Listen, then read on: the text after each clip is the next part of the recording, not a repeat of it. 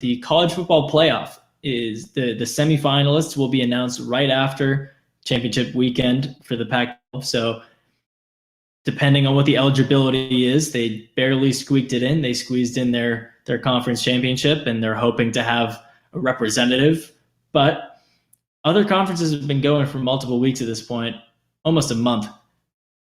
Who knows if a Pac-12 team, if they're undefeated, one-win team, conference champion, if they even can get in. So, Jack, there has been some rumblings, some discussions about possibly expanding the playoff. And it's been something before the pandemic, but this year especially, what are the chances that the College Football Playoff Committee expands to 6 or 8 teams? It's zero. It is absolutely zero this year. There have been reports coming out that Larry Scott has been pushing for it, but they've kind of been rebuked. And if you're the SEC, ACC, even the Big Ten for the past couple of years, I would push back against that. I wouldn't want to see it expanded. But if they really were trying to make it fair, there's a perfect number out there. The number 6.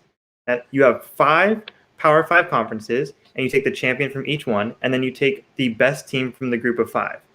Don't understand why that hasn't been that way this entire time. You give the top 2 seeds a bye. If Alabama and Clemson finish 1 and 2, give them a bye. Put an Oregon in there, or if a USC comes out and wins it, or a surprise team. UCF for the past few years, they've had some good seasons. Why not just throw them in there? See if they can do something. See if they can pull off an upset, or even if they could national exposure for a team like that. It's good experience for them. I don't know, Sam. Would you like to see it expanded, or what are your thoughts on it? I would say no to this year. It's obviously unlikely, probably not going to happen. We've heard a lot of people saying it won't happen. So I understand that it'd be very late in the game to change it anyways. All the credit to Larry Scott for pushing for it, because if it doesn't expand, it's probably going to be the Pac-12's left out. So he should go to bat for his conference. That's fine, but I don't see it happening. Moving forward, I would like to see it go to 8. I know that you lose you don't get a bye as a 1 seed. That may bother people, but there haven't been byes in college football playoffs before. I mean, the playoffs only 6 years old. Adding in a whole another week and not giving the 1-2 seed a bye wouldn't really horrible. And also, if you go with 6 teams, and this is further down the line, probably 2-3 years, something that would help the Pac-12, who hasn't been in it in a while. You don't want 1 team from each Power 5 and then 1 from a group of 5, because what if LSU and Alabama are the 2 best teams in the country? What if it's Ohio State and Michigan? Then do you not have the group of 5 team? Well, then what's the whole point of expanding to 6? And you go 8, you have 3 weeks to do it. You have some bye weeks between conference championships, and that should be plenty of time. I think it's possible. I think we're on that road to eventually do that. This year is definitely not the year. Here's the thing. 6 works perfect because the conference champions should be rewarded for being conference champions. You were the best in your conference. You should get something for that. And I know you'll talk about the Big Ten and the Pac-12 getting the Rose Bowl. The conference champions go there if they don't make the college football playoff. But as good as that is and as historic that is, it's no longer the goal. The Rose Bowl is great, but it's really a side prize right now. If you can't get to the semifinals or you can't get to the college football final, it's almost a worthless season for some of these top teams. Putting 6 in there really rewards the teams that win throughout the year. If LSU and Alabama are the best 2 teams, well, they should settle that on the field.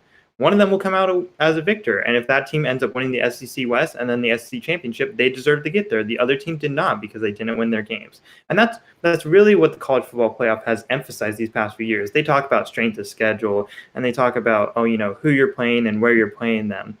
And for group of 5 teams, that makes sense. They haven't let UCF in because they've claimed that they haven't played that tough a schedule. But they've never left out a Power 5 team that has gone perfect. And that's really where teams like Alabama will schedule cupcakes throughout the season. Maybe they'll do a hard game week 1, although they had Florida State a year or 2 ago, and that ended up being not that tough of a matchup. It doesn't matter. Just go perfect. And if you go perfect, then you don't have to worry about it. And if you win all your games, you win your conference championship, you should be rewarded with the spot in the playoffs. Yeah, I think that you should. But, I mean, you can have Wisconsin against Ohio State. let's say Ohio State's undefeated and Wisconsin has 2 losses heading into the Big Ten championship game. And then what if Wisconsin pulls off that win? Are you saying that they get the spot over Ohio State and Ohio State doesn't get to go in? Yes. So that's why I think that you should have the option for both. So Wisconsin gets in because they won the conference championship, but also you have to make room for Ohio State because they were an undefeated team. What if it's Oregon and USC are both undefeated? I think that making it 6 and locking it down to these predetermined like shoe in these qualifiers kind of, it's not really the ideal situation. So either you go 4 and you don't have any automatic bids, or you go 8 and you have automatic bids plus wildcards.